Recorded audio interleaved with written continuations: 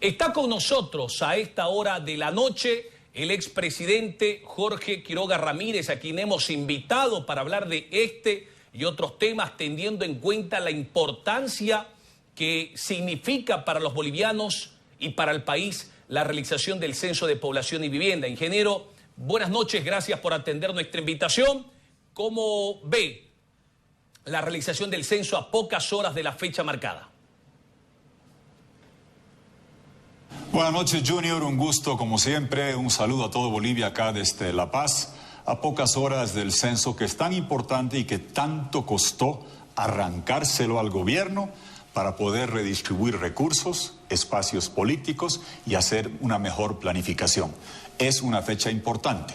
Yo entiendo las dudas sobre este gobierno. Este es un gobierno inepto, que manipula las cifras, que esconde los datos del Banco Central cuando hay una caída estrepitosa en las reservas de los dólares, que da cifras de inflación donde la gente dice habrá que ir no al mercado sino al INE a hacer compras. Hay muchas dudas sobre la incompetencia, la incapacidad y muchas certezas de parte mía sobre la incapacidad de este gobierno. Pero entendamos que el censo es un ejercicio que hemos demandado los bolivianos, que queríamos contarnos, saber qué necesitábamos en todos los frentes sociales de vivienda, de servicios, y poder hacer una reasignación de recursos antes de las elecciones del 2025, tanto de recursos económicos como de espacios políticos. Santa Cruz hizo un paro de 36 días. Yo estuve allá. Vi ese compromiso cívico ciudadano exigiendo que se haga el censo. Ahora estamos en puertas del censo y veo campañas por redes, por WhatsApp que dicen cierra tu puerta, no respondas, te van a preguntar esto, al otro. Podemos disipar esas dudas. Por amor a Dios, abran la puerta, respondan al censo, hagámonos contar todos. Lo que el MAS quisiera, el Partido Movimiento al Socialismo, lo que quisiera es, como siempre hacen, trasladar gente de zonas urbanas a zonas rurales para hacerse censar allá, para que en sus zonas políticamente favorables tengan más recursos y más diputaciones políticamente. Nosotros, los que queremos democracia, queremos que se cuente correctamente todo. Aquel que no abre su puerta, que no responde al censo, está ayudando al MAS. Por favor, no le hagan ese favor y si respondan todo y despejemos todas las dudas que exista en base a lo que ha sido la historia y con la credibilidad de poder decirle que el último censo bien hecho en Bolivia lo hice yo. Si revisas, Junior, verás que la única persona creo que ha viajado a los 9 departamentos en 20 horas fui yo el día del censo del 2001 cuando era presidente. Estuve en los 9 departamentos del día para mostrar la importancia del censo. Recogimos los datos, reasignamos recursos, hicimos alivio a la pobreza, los recursos de la deuda externa condonada se iban a los municipios, hicimos muchas tareas. Va a haber mucho por hacer para adelante. Las tareas inmediatas va a ser, primero, que se haga el mejor trabajo posible. Después, reasignación de recursos en base a la población. Después, reasignación de escaños, que va a ser una batalla y una gresca furibunda. Pero vayamos despejando todo esto y, si me permites, creo que sería bueno empezar también con los antecedentes históricos, Junior. Ingeniero, usted dice y manifiesta, quien cierra las puertas al censo apoya al MAS. ¿Por qué dice esto usted un poco para que la gente lo entienda, ingeniero? Junior, porque le cierra primero las puertas a la planificación del desarrollo al futuro. Este gobierno es inepto e incompetente. Los gobiernos pasan el 2025, si trabajamos bien, se van a su casa Evo y Arce.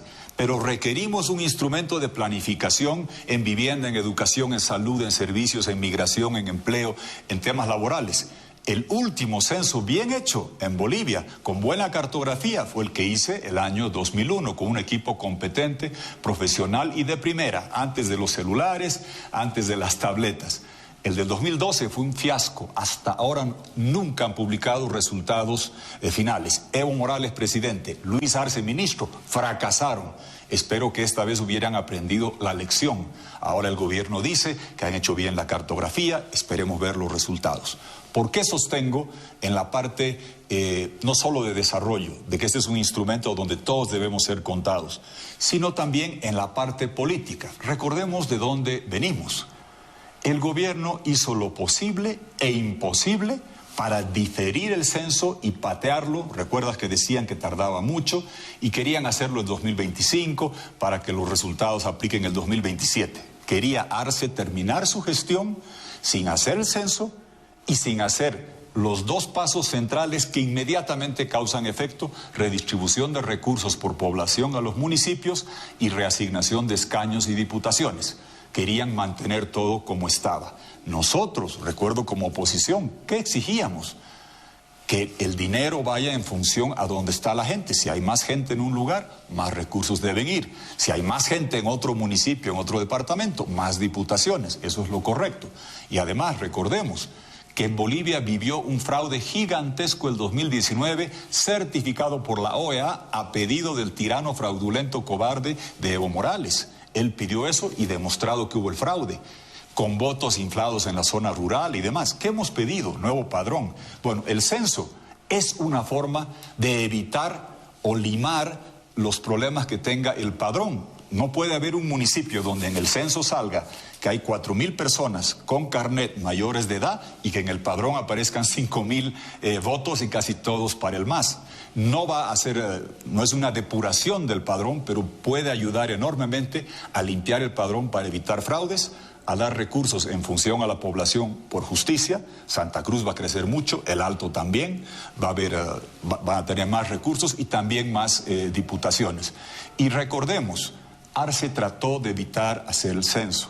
Yo saludo el coraje cívico y la entereza ciudadana de Santa Cruz principalmente, que con su movilización logró que esto se haga. Yo estuve allá y en la casa del presidente cívico de ese entonces, Rómulo Calvo, dije, hagamos ley. El decreto no alcanza, se hizo ley. Y cuando hubo la propuesta de ley, ¿recuerdas tú? Ahí se dividen arcistas y evistas en el Congreso.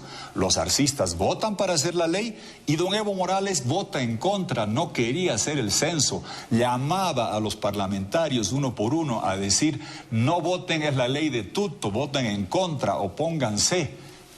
De ahí venimos. Ahora llegamos a horas, a par de días de hacer el censo y veo yo cadenas de WhatsApp que dice que te van a preguntar esto, que te van a hacer el otro. Vayamos desmenuzando eso. Recordemos que este censo, para reasignar recursos, diputaciones, planificación y poder tener una idea cabal que por lo menos reduzca notablemente el fraude del padrón electoral vigente, ha sido un logro de la oposición. Camacho está preso por esos 36 días, ¿no? Por los 21 días era la venganza de Evo, los 36 días era la venganza de Arce. Honremos ese sacrificio, respondamos al censo y despejemos las dudas con el contexto histórico de cómo llegamos acá y cómo eran las preguntas de los censos anteriores.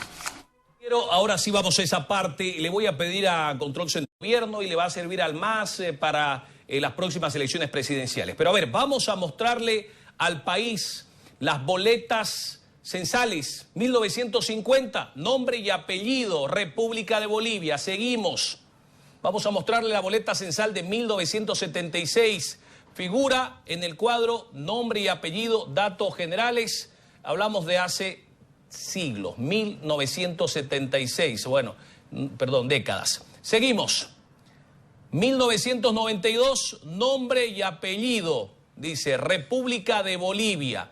1992. Seguimos. Censo del 2001. Dice nombre y apellido. Censo 2001. Seguimos. Censo del 2012. El censo que hizo don Evo Morales y que ahora lo ha puesto en tela de juicio. El censo del 2024. Dice nombre y apellido. Pero además, siempre, por lo menos en lo que recuerdo, las boletas censales se han llenado con lápiz. Y sucede que ahora el expresidente Evo Morales dice, yo creo que está en riesgo el que se llene la boleta censal con lápiz, de repente hay algo allí oscuro. Le vamos a preguntar al expresidente porque él ha llevado adelante la realización del Censo de Población y Vivienda 2001. ¿Qué cree usted que está sucediendo, ingeniero? Porque resulta que primero se cuestiona el lápiz. Creo que el lápiz se ha llevado en el bolsillo de los empadronadores desde siempre, pero además esa casilla de nombre y apellido, por lo que hemos visto, también siempre ha existido. ¿Qué cree que está sucediendo? A ver, Junior, las máquinas que procesan la tabulación, no olvidemos que son millones de millones, seguramente 12 millones de papeletas que van a registrar estos datos. Hacer a mano, transcribir, tardarías años. Se llena con lápiz, vas llenando los circulitos y hay lo que se llama un lector óptico que recoge eso. Quizás hoy día podría haber tecnología de tabletas, con Google Maps, con la cartografía, se podía haber hecho otro esfuerzo. Pero antes siempre se ha hecho con lápiz y papel, llenando los circulitos para que el lector óptico procese rápidamente los datos y no hagamos un censo y de aquí a 10 años hagamos otro y a medio camino recién tengamos los resultados para que se empiecen a aplicar rápidamente. Lo del lápiz me parece que el señor Morales no sabe lo que ha hecho, no tenía idea de lo que estaba haciendo, su censo fue muy mal hecho. La pregunta de nombre y apellido, para que se entienda. Primero, partamos de una cosa, Junior, en tu carnet, te lo puedo sacar el mío acá. Dice Jorge Fernando Tuto Quiroga Ramírez, 5 de mayo del 60, Cochabamba, Bolivia. Dice mi dirección, tiene mis huellas digitales, tiene mi foto. El Estado tiene eso. No veo por qué vamos a hacer tanto alboroto de ese tema. Ahora, ¿por qué se pone lo de nombre y apellido? No voy a comparar con el 2001 porque yo estaba en la presidencia, había gente en la residencia. Pensemos en mi infancia. Había mi papá, don Tuto, mi mamá, doña Sonia, creo que mi abuela estaba con nosotros, 5 hijos éramos. Carmiña, Ana María, Tuto, Luis Fernando, Mauricio, que en paz descanse, todavía vivía. Cuando uno entra, el joven universitario que viene a censar, ¿qué va a hacer? ¿Darnos camisetas para numerarnos del 1 al 8, del 1 al 9?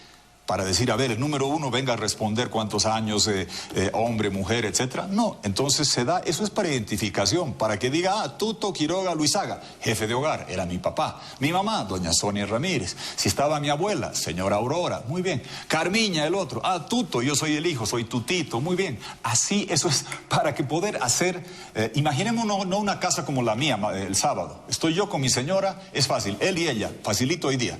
Imaginémonos lo que te estoy diciendo. 2 padres, 5 hijos, una abuela, quizás un tío, y tienes que responder. Se da el nombre para ese fin y se llena. Y como has mostrado acá, yo tengo acá la boleta, no retrocedo a las del 76, las que yo conozco. Yo era un joven ministro de Hacienda, conseguí el financiamiento para el censo 92. Aquí está la boleta, la he imprimido y la tenemos. Con la letra chiquitita, apenas no se puede leer, la he hecho agrandar aquí, nombre y apellido. Persona 1, persona 2, persona 3, tienes los 92, perfecto, ahí está. Nombre y apellido. Preguntamos, ¿Jaime Paz era presidente? Nadie dijo, don Jaime Paz quiere saber qué te llamas, dónde vives, para mandarte la policía a arrestarte. Aquí está la del 2001, esta me acuerdo bien, porque me pasé varias noches trabajando y puliendo esto y me recorrí todo Bolivia el día del censo viendo cómo se la procesaba. Estuve desde las 5 de la mañana hasta las 11 de la noche en los 9 departamentos. Aquí también, en la página 2, he resaltado con amarillo, se ponía lo de nombre y apellido. Y puede ser nombre de pila, como se ha dicho. Y si quieren, si alguien tiene desconfianza, diga soy Leonel, soy Cristiano, soy Shakira. Es simplemente para que el que está censando diga, Shakira, Leonel, Tuto, Junior, cuando va censando a la gente, es porque si no, ¿qué va a ser? ¿Numerado por estatura, en función de a dónde te vas a sentar? No, se hace de esa forma y se ha preguntado.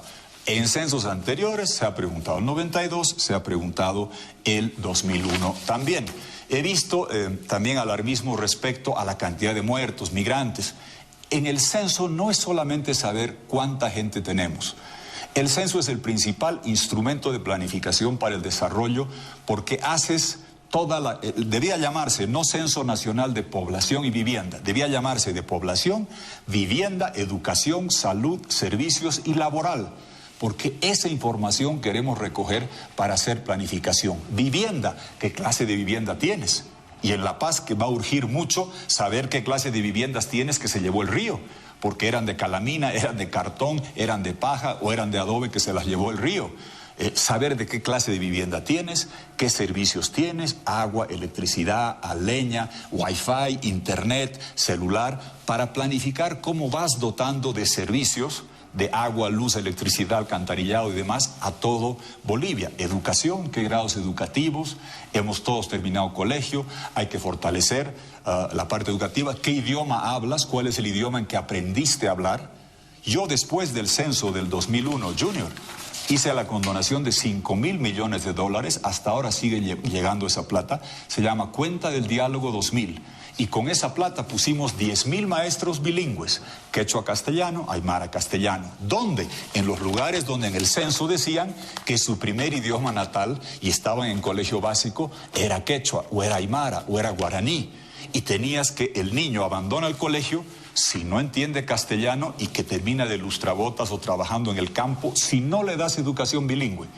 Este gobierno, 15 años, plurinacional, hablan todo el tiempo, no veo que hayan puesto maestros bilingües. Yo sí puse, a raíz de los resultados del censo 2001, con la plata de la condonación de la deuda, ¿qué hicimos?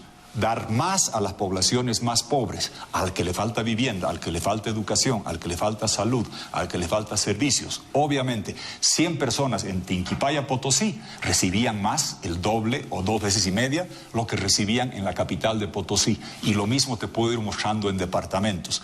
Ponías maestros bilingües en los lugares que hacían faltas, más dotación de ítems donde hacía falta. Eso es lo que te da el censo, todos los indicadores de vivienda, de educación, de salud, dónde te tratas, qué seguro tienes, privado, caja, cómo te tratan, mortalidad infantil, qué pasa con los embarazos, lactancia, para dar los bonos. Todo eso viene de recoger los resultados del censo. Y obviamente tú sabes que se compara la expectativa de vida. Un país nórdico vive en 83 años, en Sudamérica, aquí viven 67, 68, 71. ¿De dónde sale la expectativa de vida? De los resultados del censo y las encuestas integradas de hogares que se van haciendo a lo largo de los 10 años. También para un país es importante saber cuántos migrantes tenemos, porque son hermanos que se han ido de acá por falta de respuestas, y saber dónde están y saber cuántos tenemos fuera es un dato importante. Todo eso se recoge. Ahora, está Arce en el gobierno, está el MAS en el gobierno, son ineptos, son incompetentes, no nos gusta, pero le hemos arrancado el censo y yo veo ahora por redes, sobre todo con esto del nombre y apellido, veo gente que está mandando consignas de cerrar la puerta. Ahí te digo que es la parte política. ¿Qué quisiera el MAS? Que lleguen más diputaciones y más recursos a las zonas donde ellos tienen mayor aprobación política. Y en ciudades, en Santa Cruz, donde la gente se ha movilizado, feliz va a estar Evo Morales que cierres la puerta y nos respondas el censo para que no tenga la ciudad de Santa Cruz las diputaciones y los recursos que merece tener. Ese es el contexto de lo que está pasando. Yo por eso a la gente le pido, despojémonos de las animadversiones políticas. Este gobierno es malo, va a mandar al país a la quiebra económica y no tiene visos de mejorar. Pero los gobiernos pasan, el país queda. Y yo quisiera que el próximo gobierno arranque teniendo los mejores datos posibles. Perfectos no van a ser con este gobierno, lo dudo. Pero van a ser mejor, Junior, tener datos con errores del año 2024 que seguir usando datos del último censo servible o del último censo útil, que fue el del 2001, con una cartografía que ya no va. Cartografía, la gente dirá, ¿qué es eso? Imagínense estar en un helicóptero en el barrio donde ustedes viven, imagínense hace 20 años, era totalmente diferente. Hoy hay más edificios, más casas, ha cambiado. La cartografía de los barrios de Bolivia, de las ciudades, sigue siendo la de hace 20 años. Recién para este censo se ha actualizado. Espero que hubieran hecho un buen trabajo, espero que hagan la mejor tarea posible. Y recordemos que la gente que viene son jóvenes universitarios que están haciendo un servicio al país, no son enemigos, no vienen a investigarte. Y créanme, el fantasma de la persecución, yo he desfilado por 23 instancias judiciales, enjuiciado por Evo Morales, por el Banco Unión, por Luis Arce, juicio y responsabilidades. Cedulones de ese tamaño me han pegado una y otra vez en la puerta de mi casa. ¿Saben dónde vivo? No necesitan el censo para hacer eso. No requerían el censo para secuestrar a Camacho de Santa Cruz. Entonces, seamos con calma, con serenidad, respondamos esto, no causemos alarma y busquemos tener la mejor información posible. El mal gobierno pasa, la información, que no va a ser perfecta, queda y sirve. Y concluyo con lo siguiente, Junior. Los censos, para tener comparación regional, debe buscar hacerse en el año 0. El COVID estropeó eso. Evidentemente Chile recién está haciendo ahora porque el 2020 era imposible por el COVID. Ahí se desajustó todo. Yo he planteado, y lo voy a seguir haciendo, que tenemos que hacer el próximo censo, porque este no va a ser muy bueno por la incapacidad de este gobierno, y volver a los años cero, hacer el año 2030, el 2040, y hacer la planificación en el intertanto de las encuestas agropecuarias, de las encuestas de vivienda, de las encuestas integradas de hogares, de todo el bagaje de información que requiere un país para avanzar en su desarrollo. Ingeniero, eso quiere decir que hay quienes se están equivocando, porque usted dice cerrarle la puerta a los censistas y, ojo, hay que decirle al ciudadano que va a esperar al censista en su casa que el joven, la mujer, el varón, la dama, no es parte del gobierno. No sé si será masista, camachista, mesista, tutista, no lo sé, pero no es funcionario del gobierno, es un voluntario que está yendo allí porque quiere que el censo avance. Es decir, sería mucho más fácil, como muchos lo han hecho, ni siquiera registrarse como empadronador, y allí las cosas serían más complicadas. Usted dice, hay que abrir las puertas este sábado a los empadronadores para que sepamos cuántas escuelas faltan, cuántos ciudadanos viven en Santa Cruz, qué tipo de vivienda tienen, cuántas personas viven en una casa, es decir, para que haga un mapeo, si no al 100%, un mapeo que pueda de alguna manera reflejar la situación en la cual vive la mayoría de los ciudadanos en el departamento de Santa Cruz, y así como en Santa Cruz en el resto del país.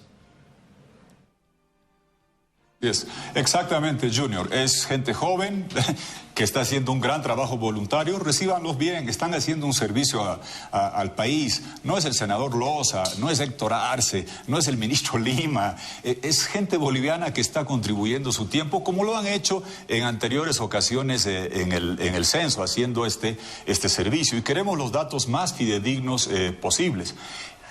Recordemos, Junior, lo siguiente. Yo estaba en Santa Cruz, la gente sentada en las plazas, en las esquinas, les dije, ley mata decreto, se hizo la ley, se garantizó el censo. La consigna del Cristo, ¿cuál era? Censo 2023. Ahora gente dice, no, es que no hay que hacer el censo mientras esté Arce, pero si Arce es presidente hasta el 2025 y pedíamos censo 2023, se lo hemos tenido que arrancar. Recordemos que trató de diferirlo para no tener que reasignar recursos ni diputaciones, que es lo que le preocupaba al gobierno. Pues ahora van a tener que hacerlo, porque así se lo consignó en la ley votada por la oposición, por Comunidad Ciudadana, por la gente de Creemos, y ahí se dividieron por la facción de Arce. La ley del censo tuvo también un beneficio para la oposición, que es la primera vez que se desnudó la división del masismo en el Congreso. Se ha hecho eso, muy bien. Ahora que van a tocar la puerta, entendamos lo siguiente. Doy un ejemplo para que nadie se dé por aludido. Vayamos a la zona central de Evo Morales, Chapare. Imagínese que tú vives en Cercado. ¿Qué va a tratar de hacer Evo Morales y el MAS? Llevarte, si tú venías antes de Villatunari, volver a Villatunari, ahí al Chapare, para hacerte censar en el Chapare, para que en el Chapare tenga más diputados y más plata. Bueno, seguramente podrán trasladar a algunas personas, pero imaginémonos familiares míos que viven en Cercado. Yo estoy hablando porque se ha causado zozobra con todo esto. Imagínate la locura de cerrar la puerta, no contesto, no me cuenten. Entonces, menos diputados para Cercado, la ciudad en Cochabamba, que es principalmente opositora, y más diputados para el Chapare. Menos plata para Cercado, la ciudad de Cochabamba, que es principalmente opositora, y más plata para el Chapare. Cerrar la puerta es cerrar la puerta a la planificación para el desarrollo, y don Evo Morales les va a mandar un beso de agradecimiento. Esa es lo que debe quedar claro en lo que se está haciendo, consciente que va a haber problemas, va a haber errores. En este gobierno yo no confío, manipulan las cifras, hay que fiscalizar y hay que trabajar en los pasos posteriores, Junior. Créeme que después de esto va a haber una enorme discusión sobre cuándo se empieza a reasignar recursos. Va a haber confusión. Este gobierno no informa bien. Hay que hacer pedagogía y explicar. Hagamos de cuenta que hay un municipio con 100.000 habitantes y hoy día somos 10 millones, recibe 1% de los recursos. Ese municipio pasa a 100.005 personas, de 12 millones va a recibir 16, 17% menos. Gente de ese municipio va a decir, pero si hemos crecido un poquito. No, pero otras regiones, Santa Cruz, el Alto, han crecido 25, 30%. Es el porcentaje de población que tienes que determina la asignación de recursos que tiene que plasmarse en el presupuesto 2025 y redistribuirse en función a las cifras actualizadas de la población.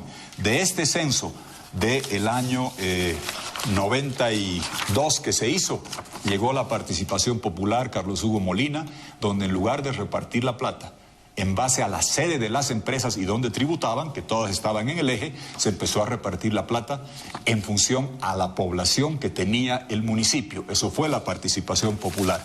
Con el censo 2001 se repartía no solo la participación popular, sino la cuenta del diálogo 2000, casi 5.000 millones a lo largo de 20 años, en función a población y pobreza. Más gente, más plata.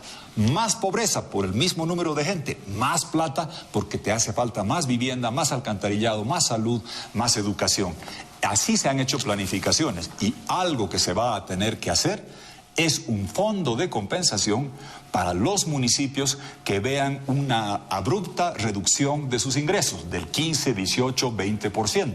Y van a tener serios problemas y hay que hacer un fondo de compensación. Eso fue el diálogo 2000. Yo por eso hice el diálogo 2000 junto al censo, porque Santa Cruz, El Alto, la ciudad de Cochabamba crecían y Tinquipaya y Achacachi y los municipios pequeños caían. El diálogo 2000 por pobreza les devolvió más de lo que perdían. Eso vamos a tener que discutir cómo hacer en la parte de distribución de recursos. Y en la parte más espinosa, Junior, la parte de los escaños, yo recomiendo y pido que el Congreso haga una ley ciega. ¿Qué quiere decir? No esperemos a que salgan los resultados para en base a los resultados ver cómo vamos a distribuir las 130 diputaciones. Las poblaciones que han crecido tendrán que crecer en diputaciones, las que han disminuido su porcentaje de la población boliviana bajarán. Hay fórmulas, la hemos hecho en los 90s, en los 2000s, base 4, base 3, base 5, mínima, han ido cambiando en el tiempo. El factor ordenador siempre ha sido Pando. La Constitución dice tiene que haber una distribución de escaños con equidad y población. Y había una cifra mínima, que es, porque de lo contrario Pando se quedaba en los años anteriores en 0,8 diputados. Había siempre una cifra mínima para que Pando tenga una cifra mínima y con esa cifra mínima se iban asignando los escaños. Entonces hay dos formas de hacer esto, Junior. Esperar que salgan los resultados de aquí a varios meses y ahí empezar yo a hacer la fórmula que más le conviene a mi región, o buscar hacer un pacto que esto no es tema partidario, ese es un tema regional, de cómo se hace una fórmula equitativa, como dice la Constitución, y por población, equidad y población, para hacer la reasignación de escaños, que se haga ese proyecto de ley, que se le pase a la Corte Electoral, llegan resultados del censo, aplicación inmediata, redistribución de escaños. ¿Por qué digo esto?